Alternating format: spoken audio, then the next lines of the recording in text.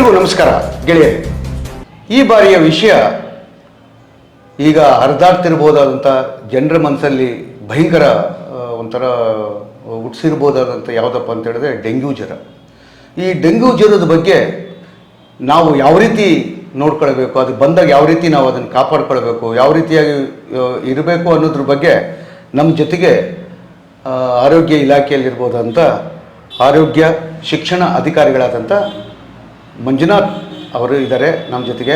ಅವ್ರ ಜೊತೆಗೆ ಮಾತನಾಡಿಸೋಣ ಬನ್ನಿ. ನಮಸ್ಕಾರ. ನಮಸ್ಕಾರ ಸರ್. ನಮಸ್ತೆ. ನಮಸ್ತೆ ಸರ್. ಸರ್, ಈಗ ಭಾಳಷ್ಟು ಕಡೆಗೆ ಈಗ ಡೆಂಗ್ಯೂ ಜ್ವರದ ಬಗ್ಗೆ ಭಯಂಕರ ಜನರಿಗೆ ಒಂಥರ ಭೀತಿ ಬಂದ್ಬಿಟ್ರೆ ಉಳಿಯೋದಿಲ್ಲ ಅಂತ ಈ ಥರದಲ್ಲಿದೆ ಸರ್. ಇದ್ರ ಬಗ್ಗೆ ನಮ್ಮ ಓದುಗರಿಗೂ ಮತ್ತು ನಮ್ಮ ಕೇಳುಗರಿಗೂ ಏನಂತ ಹೇಳಿದ್ರೆ ಅದ್ರ ಬಗ್ಗೆ ಜನರಿಗೆ ಯಾವ ರೀತಿ ಹೇಳಬೇಕು, ಅವ್ರಿಗೆ ಯಾವ ರೀತಿ ನೋಡ್ಕೋಬೇಕು, ಮತ್ತು ಬರೋಕ್ಕಿಂತ ಮುಂಚೆ ನಾವು ಯಾವ ರೀತಿ ಅದನ್ನು ಮುಂಜಾಗ್ರತಾ ಕ್ರಮಗಳನ್ನು ಕೈಗೊಳ್ಳಬೇಕು ಅನ್ನೋದ್ರ ಬಗ್ಗೆ ನಮ್ಮ ಓದುಗರಿಗೆ ತಿಳಿಸ್ಕೊಡ್ಬೇಕಂತೇಳಿ ತಮ್ಮಲ್ಲಿ ಕೇಳ್ಕೊಳ್ತೀನಿ ಸರ್. ಇದೊಂದು ಒಳ್ಳೆ ಕಾರ್ಯಕ್ರಮ. ಶ್ರೋತೃಗಳೇ, ಸಮುದಾಯದಲ್ಲಿರ್ತಕ್ಕಂಥ ಎಲ್ಲ ನನ್ನ ಬಂಧು ಬಳಗದವರೇ, ಆರೋಗ್ಯದ ಬಗ್ಗೆ ಕಾಳಜಿ ವಹಿಸಬೇಕಾಗಿರ್ತಕ್ಕಂಥದ್ದು ನಮ್ಮ ಮೂಲ ಕರ್ತವ್ಯ ಆಗಿರುತ್ತೆ. ನಮ್ಮ ಬಗ್ಗೆ ನಾವೇ ಎಚ್ಚರಿಕೆ ಪಡ್ಕೊಳ್ಳೋದಲ್ಲೇ ಇದ್ದರೆ ಬೇರೆ ಯಾರು ಚಿಂತನೆ ಮಾಡಬೇಕಾಗತ್ತೆ. ಈ ನಿಟ್ಟಿನಲ್ಲಿ ಡೆಂಗ್ಯೂ ಒಂದು ಭಯಾನಕ ರೋಗವಾಗಿ ಎಲ್ಲ ಕಡೆ ವಿಶ್ವಾದ್ಯಂತ ಇದು ಉಷ್ಣವಲಯ ಮತ್ತು ಉಪ ಉಷ್ಣವಲಯಗಳಲ್ಲಿ ಕಂಡುಬರ್ತಕ್ಕಂಥ ಒಂದು ಮಾರಣಾಂತಿಕ ಕಾಯಿಲೆ. ಹೌದು. ಯಾವಾಗ ಮಾರಣಾಂತಿಕ ಕಾಯಿಲೆ? ನಾವು ಎಚ್ಚರಿಕೆಯನ್ನು ಬಿಟ್ಟಾಗ, ನಾವು ಸೊಳ್ಳೆಗಳ ಕಡಿತದಿಂದ ಸ್ವಯಂ ರಕ್ಷಣೆ ಪಡೆದುಕೊಳ್ಳದಿದ್ದಾಗ ಇದು ಮಾರಣಾಂತಿಕವಾದ ಕಾಯಿಲೆಯಾಗಿ ಪರಿಣಮಿಸ್ತಕ್ಕಂಥ ಸಂಭವ ಇರುತ್ತೆ. ಮೊದಲನೇದಾಗಿ ಡೆಂಗ್ಯೂ ಏನಪ್ಪ ಅಂದರೆ ಇದು ಒಂದು ವೈರಸ್ಸಿಂದ ಉತ್ಪತ್ತಿ ಆಗ್ತಕ್ಕಂಥದ್ದು, ಸೊಳ್ಳೆಗಳ ಕಡಿತದಿಂದ ಬರ್ತಕ್ಕಂಥ ಒಂದು ಕಾಯಿಲೆ ಆಗಿದೆ.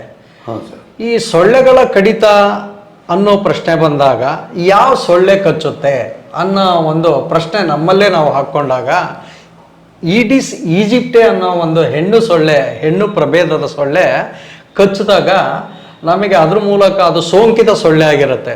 ಅದಕ್ಕೆ ಸೋಂಕು ಬಂದಿರುತ್ತೆ. ಪ್ರಕೃತಿಯಲ್ಲಿ ಪೆಥೋಜೆನಿಕ್ ಆರ್ಗ್ಯಾನಿಸಮ್ಸ್ ಅಂತ ಕರಿತೀವಿ. ಅಂದರೆ ರೋಗಕಾರಕ ಕ್ರಿಮಿಗಳು, ವೈರಸ್ಗಳು ನಮ್ಮ ಒಂದು ನಾವು ವಾಸಿಸುವ ವಾತಾವರಣದಲ್ಲಿ ಅವುಗಳು ಇರ್ತವೆ. ಅವುಗಳನ್ನು ಸೊಳ್ಳೆ ತನ್ನ ದೇಹದಲ್ಲಿ ತಗೊಂಡು ತನ್ನ ದೇಹದಿಂದ ಆರೋಗ್ಯವಂತ ಪುರುಷನಿಗೆ ಅಥವಾ ಮಹಿಳೆಗೆ ಅಥವಾ ಮಕ್ಕಳಿಗೆ, ಸಮುದಾಯದಲ್ಲಿರ್ತಕ್ಕಂಥ ಯಾವುದೇ ಜನಕ್ಕಾಗಲಿ, ಡೆಂಗ್ಯೂಗೆ ಯಾವುದೇ ರೀತಿ ಒಂದು ಜೆಂಡರ್ ಬ್ಯಾರಿಯರ್ಸ್ ಇರಲ್ಲ. ಇದು ಈ ಧರ್ಮ ಆ ಧರ್ಮದಲ್ಲಿ ಕಚ್ಚಬೇಕು ಅನ್ನೋ ವ್ಯತ್ಯಾಸನೂ ಇರಲ್ಲ. ಮಕ್ಕಳು ದೊಡ್ಡವರು ಇಲ್ಲ, ಭೇದ ಭಾವ ಇಲ್ಲ ಅದಕ್ಕೆ. ಹೌದು. ಹಾಗಾಗಿ ಇದು ಯಾರಿಗೆ ಬೇಕೋ ಅವ್ರಿಗೆ ಕಚ್ಚಬಹುದು. ಇದು ಸಾಮಾನ್ಯವಾಗಿ ಈ ಸೊಳ್ಳೆಯಿಂದಲೇ ಹರಡ್ತಕ್ಕಂಥ ಕಾಯಿಲೆ ಆಗಿರೋದ್ರಿಂದ ನಾವು ಈ ರೋಗದ ಬಗ್ಗೆ ಭಯ ಮತ್ತು ಭೀತಿಯನ್ನು ಪಡೋದಕ್ಕಿಂತ ಬದಲು ನಾವು ಮುನ್ನೆಚ್ಚರಿಕೆ ಕ್ರಮಗಳನ್ನು ನಾವು ಅನುಸರಿಸಿದರೆ ಈ ಡೆಂಗ್ಯೂ ಏನು ಭಯಾನಕವಾಗಿ ಈ ದಿನ ಅಷ್ಟು ಜನಕ್ಕೆ ಡೆಂಗ್ಯೂ ಪ್ರಕರಣಗಳು ಬಂದವು, ಇಷ್ಟು ಜನಕ್ಕೆ ಡೆಂಗ್ಯೂ ಪ್ರಕರಣಗಳು ಬಂದವು, ರಕ್ತ ಹಾಕ್ಸಿದ್ವಿ, ರಕ್ತ ಹಾಕ್ಸ್ಲಿಕ್ಕೆ ಹೋದ್ರೂ ಸಹಿತ ಆರ್ಥಿಕ ಪರಿಸ್ಥಿತಿ ಸರಿ ಇಲ್ಲ, ಆಸ್ಪತ್ರೆಗೆ ಕರ್ಕೊಂಡು ಹೋಗ್ಬೇಕಾದ್ರೆ ಸತ್ತು ಹೋದ.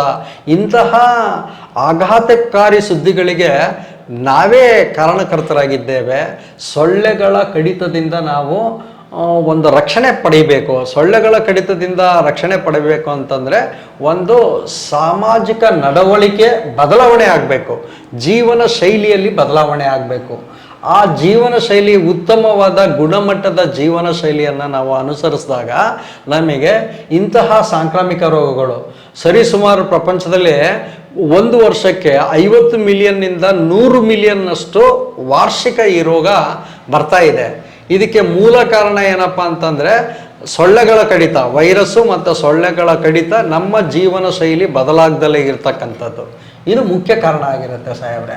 ಸರ್, ಅದು ಹೆಂಗೆ ಜೀವನ ಶೈಲಿ ಅಂತ ಹೇಳಿದ್ರೆ ಯಾವ ರೀತಿ ಅಂತೇಳಿ? ಜೀವನ ಶೈಲಿ ಅಂತಂದರೆ ಸೊಳ್ಳೆಗಳು ಆಗದ ಹಾಗೆ, ಅಂದರೆ ಸೊಳ್ಳೆಗಳ ಉತ್ಪತ್ತಿ, ಸೊಳ್ಳೆಗಳ ಸಂತಾನೋತ್ಪತ್ತಿ ಆಗದ ಹಾಗೆ ನಾವು ನಮ್ಮ ಮನೆಯ ಸುತ್ತಮುತ್ತ ಸೊಳ್ಳೆಗಳನ್ನು ನಿರ್ವಹಣೆ ಮಾಡ್ತಕ್ಕಂಥ ಕೆಲಸಗಳನ್ನು ನನ್ನ ಕೆಲಸ ಅಂತ ತಿಳ್ಕೊಂಡು ನಾವು ಮಾಡಿದಾಗ ಮಾತ್ರ ಸೊಳ್ಳೆಗಳ ನಿರ್ವಹಣೆ ಆಗತ್ತೆ. ಮತ್ತು ಸ್ವಯಂ ರಕ್ಷಣೆಗೆ ನಾವೇನಪ್ಪ ಅಂತಂದರೆ ಇದು ಈಡಿಸ್ ಈಜಿಪ್ಟೆ ಸೊಳ್ಳೆ ಇದೆಯಲ್ಲ, ಇದು ಒಂದು ವಿಶೇಷ ಪ್ರಭೇದ.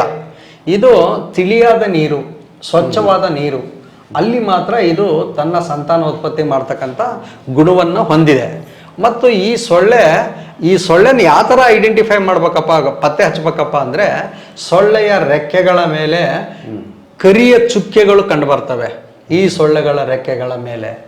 ಹಾಗಾಗಿ ನಾವು ಇದನ್ನು ಈಸಿಲಿ ಇದು ಈಡಿಸ್ ಈಜಿಪ್ಟೆ ಡೆಂಗು ತರಿಸ್ತಕ್ಕಂಥ ಸೊಳ್ಳೆ ಅಂತ ನಾವು ಸ್ವಲ್ಪ ಸೂಕ್ಷ್ಮವಾಗಿ ನೋಡಿದಾಗ ಗೊತ್ತಾಗ್ಬಿಡುತ್ತೆ ಇದು ಡೆಂಗು ಸೊಳ್ಳೆ, ಇದರಿಂದ ಕಚ್ಚಿಸ್ಕೋಬಾರ್ದು. ನನಗೆ ನೀವು ಹೇಳ್ತಿರೋದು ನೋಡಿದ್ರೆ ಈಗ ನಮ್ಮ ಸಾಮಾನ್ಯ ಜನರಿಗೆ ಆ ಸೊಳ್ಳೆ, ಈಗ ಎಮ್ಮೆಗಳನ್ನ ಎತ್ತುಗಳನ್ನ ನೋಡ್ತೀವಿ ನಾವು, ಅದೇನಂತ ಗೊತ್ತಾಗುತ್ತೆ. ಈ ಸೊಳ್ಳೆಯ ಮೇಲೆ ಇದೆಯಲ್ಲ, ಈ ಚಿಕ್ಕಿಗಳ ತರ ಕಾಡೋದಿಲ್ಲ, ನಮಗೆಲ್ಲ ಗೊತ್ತಾಗೋದಿಲ್ಲ ನಮ್ಮ ಸಣ್ಣ ಈ ಕಣ್ಣುಗಳಿಗೆಲ್ಲ. ನನಗೇನಂತ ಹೇಳಿದ್ರೆ ಯಾರು ಹೇಳ್ತಿದ್ರು, ಈ ಅಗವತ್ತಲ್ಲಿ ಕಡಿಯುವ ಸೊಳ್ಳೆಗಳೇ ಏನೋ ತೊಂದರೆ ಕೊಡ್ತದೆ. ಒಳ್ಳೆ ವಿಷಯವನ್ನೇ ನೀವು ಹೇಳಿದ್ರಿ. ಇದು ಈ ಸೊಳ್ಳೆಯ ಗುಣ ಏನಪ್ಪ ಅಂದ್ರೆ ಹಗಲು ಹೊತ್ತಿನಲ್ಲಿ ಕಚ್ಚುತ್ತೆ ಹೆಣ್ಣು ಸೊಳ್ಳೆ. ಯಾಕದು ಮನುಷ್ಯನಿಗೆ ಪ್ರಾಣಿಗಳಿಗೆ ಕಚ್ಚುತ್ತೆ ಅಂತಂದರೆ ಅದರ ಸಂತಾನೋತ್ಪತ್ತಿಗೆ ರಕ್ತದಲ್ಲಿರ್ತಕ್ಕಂಥ ಪ್ಲಾಸ್ಮಾ ಬೇಕಾಗಿರುತ್ತೆ, ಸಂತಾನೋತ್ಪತ್ತಿಗೆ ಬೇಕಾಗಿರುತ್ತೆ. ಆ್ಯಕ್ಚುಲಿ ಸೊಳ್ಳೆಗಳೆಲ್ಲ ಅವು ವೆಜಿಟೇರಿಯನ್ಸು, ನಾನ್ ವೆಜಿಟೇರಿಯನ್ಸ್ ಅಲ್ಲ. ಅದು ಬ್ಲಡ್ ಮೀಲ್ ಮಾಡಬೇಕಾದ್ರೆ ಅದರ ಒಂದು ಸಂತಾನೋತ್ಪತ್ತಿ ಬೆಳವಣಿಗೆ ಆಗೋದಕ್ಕೋಸ್ಕರ ರಕ್ತದ ಅವಶ್ಯಕತೆ ಇರುತ್ತೆ ಅದಕ್ಕೆ. ಹಾಗಾಗಿ ಅದು ಏನಾಗತ್ತೆ, ಮೈ ಕಾವು ಬಿಸಿ ಬಂದಾಗ ಆ ಬಿಸಿಯಾದ ಪ್ರದೇಶದಲ್ಲಿ ಹೋಗುತ್ತೆ. ಕಚ್ಚೋದಕ್ಕಿಂತ ಮುಂಚೆ ಕಿವಿನಲ್ಲಿ ಅದು ತನ್ನ ಒಂದು ಶಬ್ದವನ್ನು ಮಾಡುತ್ತೆ, ಅಂತ ಸೌಂಡ್ ಬರುತ್ತೆ. ಆ ಸೌಂಡ್ ಬಂದಾಗ ಆ ಸೊಳ್ಳೆ ಈ ಕಿವಿ ಭಾಗದಲ್ಲಿ ಯಾಕೆ ಬರುತ್ತೆ ಅಂದ್ರೆ ಇಲ್ಲಿಂದ ನಮ್ಮ ದೇಹದ ಉಷ್ಣ ಹೊರಗೆ ಹೋಗ್ತಾ ಇರತ್ತೆ ಕಿವಿಯಿಂದ. ಅಲ್ಲಿ ಅದು ಬಂದು ನಮಗೆ ಸಿಗ್ನಲ್ ಕೊಟ್ಟು ಆ ನಂತರ ನಮ್ಮನ್ನ ಕಚ್ಚಿ, ಅದು ಕಚ್ಬೇಕಾದ್ರೆ ಏನಾಗತ್ತೆ, ಅನಸ್ತೀಶಿಯನ್ನ ಹೊರಗಡೆ ರಿಲೀಸ್ ಮಾಡುತ್ತೆ. ಅಂದ್ರೆ ಒಂದು ಅದ್ರದ್ದು ಒಂದು ಕೊಳವೆ ಇರುತ್ತಲ್ಲ ಸೂಜಿ, ಅದು ನಮ್ಮ ದೇಹ ಪ್ರವೇಶ ಮಾಡೋದು ಗೊತ್ತಾಗಲ್ಲ. ಅದು ರಕ್ತ ಹೀರಿ ಹಾರ್ಬೇಕಾದ್ರೆ ನಮಗೆ ಸೊಳ್ಳೆ ಕಸ್ತು ಅಂತ ಹಿಂಗ್ ಹೊಡ್ಕಂತೀವಿ. ಈ ತರ ಅದರ ಒಂದು ನಡವಳಿಕೆನೆ, ಸೊಳ್ಳೆಯ ನಡವಳಿಕೆನೆ ಆ ರೀತಿ ಇರುತ್ತೆ. ಇಲ್ಲಿ ಏನಪ್ಪಾ ಅಂತಂದ್ರೆ ಡೆಂಗ್ಯೂ ಜ್ವರ ಏಡಿಸ್ ಈಜಿಪ್ಟೆ ಹೆಣ್ಣು ಸೊಳ್ಳೆಯಿಂದ ಬರುತ್ತೆ ಅನ್ನೋ ವಿಷಯ ಜಗಜ್ಜಾಹೀರವಾಗಿದೆ. ಇದು ಎಲ್ಲ ವಿಜ್ಞಾನಿಗಳು ಕಂಡುಹಿಡಿದಿದ್ದಾರೆ. ಎಲ್ಲ ಗ್ರಾಮಗಳಲ್ಲಿ ಸಹಿತ ಆರೋಗ್ಯ ಶಿಕ್ಷಣವನ್ನು ನೀಡ್ತಾ ಬಂದಿದ್ದೀವಿ, ಅದು ಗೊತ್ತಿದೆ. ಆದರೆ ಮನುಷ್ಯ ಏನು ಮಾಡ್ತಾನೆ, ಅದೇನಾಗತ್ತೆ ಬಿಡು, ಸ್ವಚ್ಛತೆ ಬಗ್ಗೆ ಹೆಚ್ಚು ಗಮನ ಹರಿಸ್ತಾ ಇಲ್ಲ. ಸೊಳ್ಳೆಗಳು ಈಗ ಏನಾಗತ್ತೆ, ಮುಸ್ಸಂಜೆ ಮತ್ತು ಮುಂಜಾವಿನ ಸಮಯದಲ್ಲಿ ಸೊಳ್ಳೆಗಳು ಮನೆಗೆ ಗೃಹ ಪ್ರವೇಶ ಮಾಡಿದಾಗ ಬರ್ತಾವೆ. ನೀವೆಲ್ಲ ಹೆಂಗೆ ಲಕ್ಷ್ಮೀ ಬಾರಮ್ಮ ಅಂತೀರ ಹಂಗೆ ಅದೇ ಟೈಮಿಗೆ ಅವು ಬರ್ತವೆ. ಆ ಟೈಮಿಗೆ ನಾವು ಲಕ್ಷ್ಮಿನ ಕರಿಬೇಕಾರೆ ಹಿಂದೆ ನಮ್ದೊಂದು ಸಂಸ್ಕೃತಿ ಇತ್ತು, ಧೂಪವನ್ನು ಬೆಳಗ್ತಾ ಇದ್ವಿ ನಾವು. ಈ ಸೊಳ್ಳೆಗೆ ಆ ಧೂಪ ಹಾಕಬಾರ್ದು, ಸೊಳ್ಳೆದ ಧೂಪಗಳಿದ್ದಾವೆ. ಅದನ್ನ ಬೇವಿನ ಸೊಪ್ಪಿನ ಹೊಗೆ ಅಥವಾ ಸೊಳ್ಳೆ ಬತ್ತಿಗಳು, ಇವನ್ನ ಬೆಳಗ್ಸೋದ್ರಿಂದ ಏನಾಗತ್ತೆ, ಆ ಸೊಳ್ಳೆಗಳು ಆ ಒಂದು ರಾಸಾಯನಿಕ ಕ್ರಿಯೆಯಿಂದ ನಮ್ಮ ಮನೆಯನ್ನ ಪ್ರವೇಶ ಮಾಡೋದಿಲ್ಲ. ಅವು ಒಂದ್ಸರಿ ಮನೆ ಪ್ರವೇಶ ಮಾಡಿದ್ವಪ್ಪ ಅಂದ್ರೆ ಕಪ್ಪು ಸ್ಥಳಗಳು, ಡಾರ್ಕ್ ಪ್ಲೇಸ್ನ ಹುಡ್ಕೊಂಡು ಮಂಚದ ಅಡಿಗಿರೋದು, ಇಲ್ಲ ಯಾವುದೋ ಒಂದು ಮೂಲೆ ಗೋಡೆ ಮೂಲೆಗಳಲ್ಲಿ ಕೂತ್ಕೊಳ್ಳೋದು, ಅಥವಾ ಬಟ್ಟೆಯ ಹಿಂದ್ಗಡೆ ಕೂತ್ಕೊಳ್ಳೋದು. ಕಪ್ಪು ಬಣ್ಣ ಅಂದ್ರೆ ಅವಾಗ ಭಾಳ ಇಷ್ಟ. ಯಾವಾಗ ಲೈಟ್ ಆಫ್ ಮಾಡಿ ಮಕ್ಕಂತೀವೋ ಹಾರ್ಕೊಂಡ್ ಬರ್ತವೆ, ಟಕ್ ಅಂತ ಕಸ್ತವೆ, ರೋಗವನ್ನು ಪ್ರಸಾರ ಮಾಡ್ತವೆ. ಸೊ ಸರ್, ಈಗ ನೀವೇನು ಆಯಿತು, ಈಗ ಡೆಂಗ್ಯೂ ಜ್ವರ ಅಂತ ನಮಗೆ ಗೊತ್ತಿಲ್ಲ, ಒಟ್ಟು ಜ್ವರ ಐತೆ ಆಯ್ತಾ, ನಾವು ಆಸ್ಪತ್ರೆಗೆ ಹೋಗ್ತೀವಿ. ಅದು ಡೆಂಗ್ಯೂನೇ ಅಥವಾ ಹಲ್ವೆ ಅನ್ನೋದು ಹೆಂಗೆ ನಮ್ಗೆ ಗೊತ್ತಾಗುತ್ತೆ? ಅದನ್ನ ಪ್ರಯೋಗಾಲಯ ಪರೀಕ್ಷೆಗಳನ್ನು ಮಾಡ್ತಾರೆ.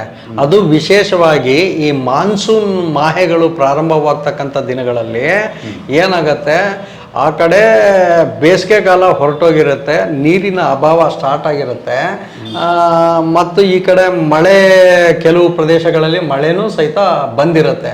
ಅಂಥ ಸಂದರ್ಭದಲ್ಲಿ ಇದು ಉಲ್ಬಣ ಆಗ್ತದೆ. ಅದಕ್ಕೆ ಪ್ರತಿ ವರ್ಷ ಮೇ 14ನೇ ತಾರೀಕಿನಂದು ಏನು ಮಾಡ್ತಾರೆ, ಈ ಡೆಂಗ್ಯೂ ದಿನ ಅಂತ ಆಚರಣೆ ಮಾಡ್ತಾರೆ. ಡೆಂಗ್ಯೂ ದಿನ ಆಚರಣೆ ಮಾಡ್ತಕ್ಕಂಥ ಉದ್ದೇಶನೇ ಇದು, ಜಾಗೃತಿ ಮೂಡಿಸ್ತಕ್ಕಂಥದ್ದು ಜನರಲ್ಲಿ ಎಚ್ಚರವಾಗ್ರಿ, ಸೊಳ್ಳೆಗಳ ತಾಣಗಳನ್ನು ನಾಶ ಮಾಡಿ ಮನೆಯ ಪರಿಸರವನ್ನು ಸ್ವಚ್ಛವಾಗಿಟ್ಕೊಳ್ಳಿ. ಕೀಟಗಳಿಂದ ನೀವು ಸ್ವಯಂ ರಕ್ಷಣೆ ಮಾಡ್ಕೊಳ್ರಿ. ಸೊಳ್ಳೆನೇ ಇಲ್ದಂಗೆ ಮಾಡೋದು ನಮ್ಮ ದೇಶದಲ್ಲಿ ಕಷ್ಟ ಇದೆ, ಅದು ಸಾಧ್ಯವಿಲ್ಲದ ಕೆಲಸ. ಆದರೆ ಸೊಳ್ಳೆಗಳ ಕಡಿತದಿಂದ ರಕ್ಷಣೆ ಪಡ್ಕೊಳ್ಳೋದಕ್ಕೆ ಸಾಧ್ಯತೆ ಇದೆ. ನಾವು ಮನೆಯಲ್ಲಿ ಮಸ್ಕಿಟೋ ನಟ್ಸ್ನ ಸೊಳ್ಳೆ ಪರದೆಗಳನ್ನು ಉಪಯೋಗ ಮಾಡ್ಕೊಳ್ತಕ್ಕಂಥದ್ದು, ಮನೆಗೆ ಜಾಲರಗಳನ್ನು ಹಾಕ್ಸ್ಕೊಳ್ತಕ್ಕಂಥದ್ದು, ನೀರು ಸಂಗ್ರಹಣೆ ಮಾಡೋದ್ರಲ್ಲಿ ಏನು ನಾವು ಟ್ಯಾಂಕಿ ಮುಚ್ಚಿಡಬೇಕು. ಆಮೇಲೆ ವಾರಕ್ಕೊಮ್ಮೆ ಆದರೂ ಒಣ ದಿನವನ್ನು ಆಚರಣೆ ಮಾಡಬೇಕು, ಡ್ರೈ ಡೇ ಅಂತ ಕರಿತೀವಿ. ಹಿಂದೆಲ್ಲ ಸೋಮವಾರಕ್ಕೊಂದ್ಸರಿ ಎಲ್ಲ ತೊಳೆದು ಬಳದು ಮಾಡಿ ಸ್ನಾನ ಮಾಡ್ಕೊಂಡು ದೇವ್ರ ಪೂಜೆ ಮಾಡ್ಕೊಂಡು ಎಲ್ಲ ಪಾತ್ರೆ ಪಗಡ ಎಲ್ಲ ತೊಳೆಯೋರು. ಅದೇ ರೀತಿ ಈಗ ಪ್ರಾರಂಭ ಮಾಡಬೇಕಾಗಿದೆ. ಜನಕ್ಕೆ ಈ ತಿಳುವಳಿಕೆ ಕೊಟ್ಟಾಗ ನೀವು ಕೊಡ್ತೀರಾ? ನೀರ್ ಬಿಡದೆ 15 ದಿವಸಕ್ಕೊಂದ್ಸರಿ, ತಿಂಗಳಿಗೊಂದ್ಸರಿ ನಾವೇನ್ ಮಾಡ್ಬೇಕು ಅಂತಾರೆ. ಆಗ್ಲಿ 15 ದಿವಸಕ್ಕೊಂದ್ಸರಿನೇ ತೊಳಿರಿ, ಆದ್ರೆ ನೀರನ್ನ ತೆರೆದಿಡ್ಬೇಡ್ರಿ, ಮುಚ್ಚಿಡ್ರಿ. ಒಂದು ಮತ್ತೆ ಡೆಂಗ್ಯೂ ಪ್ರಕರಣದಲ್ಲಿ ಏನಾಗತ್ತೆ, ಈ ಸೊಳ್ಳೆ ವೈರಸ್ ಇದೆಯಲ್ಲ, ಇದು ಪ್ಲಸೆಂಟಲ್ ಟ್ರಾನ್ಸ್ಮಿಷನ್ ಅಂತ ಕರೀತಾರೆ. ಅಂದ್ರೆ ಅದರ ಮೊಟ್ಟೆಗಳು ವರ್ಷಾನುಗಟ್ಲೆ ಜೀವಿತದಲ್ಲಿರ್ತವೆ. ನಾವು ತೊಟ್ಟಿ ತೊಳೆಯೋ ಉದ್ದೇಶ, ತಿಕ್ಕೋ ಉದ್ದೇಶ ಏನಾಗತ್ತೆ, ಸಣ್ಣ ಸಣ್ಣ ಮೊಟ್ಟೆಗಳಿರ್ತವೆ. ಅವನ್ನ ನಾವು ಸೂಕ್ಷ್ಮವಾಗಿ ಪರಿಗಣಿಸ್ಬಿಟ್ಟು ಚೆನ್ನಾಗಿ ತಿಕ್ಕಿ ತೊಳಿಬೇಕು. ಅದನ್ನ ನಾವು ಒಂದು ಮೊಟ್ಟೆ ಅದ್ರಲ್ಲಿ ಬಿಟ್ವಪ್ಪ ಅಂತಂದ್ರೆ ಮರಿ ಮತ್ತೆ ಆಟೋಮೆಟಿಕಲಿ ನೀರಿನ ಸಂಪರ್ಕ ಬಂದ ತಕ್ಷಣ ಮೊಟ್ಟೆ ಹೊಡ್ಕೊಳ್ಳುತ್ತೆ, ಮರಿ ಆಗತ್ತೆ. ಈ ಥರ ಇರೋದ್ರಿಂದ ನಾವು ಇದ್ರ ಬಗ್ಗೆ ಈ ಸೊಳ್ಳೆಗಳ ಗುಣ ಮತ್ತು ಅದರ ಜೀವಿತಾವಧಿ, ಅದು ಕಚ್ಚುವ ಸಮಯ, ಅವುಗಳು ನಮ್ಮ ಮನೆಯೊಳಗೆ ಬರ್ತಕ್ಕಂಥ ಸಮಯಗಳ ಬಗ್ಗೆ ಕಾಳಜಿ ವಹಿಸಿ ಈ ನಿಟ್ಟಿನಲ್ಲಿ ನಾವು ನಮ್ಮ ನಡವಳಿಕೆಗಳನ್ನು ಬದಲಾವಣೆ ಮಾಡ್ಕೊಂಡು ಕ್ರಮ ಜರುಗಿಸಿದಾಗ ಡೆಂಗ್ಯೂ ಜ್ವರದ ಭೀತಿಯಿಂದ ನಾವು ತಪ್ಪಿಸ್ಕೋಬೋದು. ಅದೇ ಸರ್, ಈಗ ನೀವು ಹೇಳಿದ್ರೆ ಭೀತಿಯಿಂದ ತಪ್ಪಿಸ್ಕೋಬೋದು. ನನ್ನ ಪ್ರಶ್ನೆ ಅದೇ, ಏನು ಅಂತ ಹೇಳಿದ್ರೆ ಡೆಂಗು ಆಗಿದೆ ಅನ್ನೋದಕ್ಕೆ ಮೈ ಮೇಲೆ ಇರೋದು ಆ ಥರ ಲಕ್ಷಣಗಳು ಇರುತ್ತವೆ? ಇದೆ. ಅದಕ್ಕೆ ಡೆಂಗ್ಯೂ ಪರೀಕ್ಷೆ ಮಾಡೋಕ್ಕೆ ರಕ್ತ ಲೇಪನಗಳ ಪರೀಕ್ಷೆ ತಗೊತಾರೆ ಒಂದು. ಆಮೇಲೆ NSG ಟೆಸ್ಟ್ ಅಂತ ಮಾಡ್ತಾರೆ.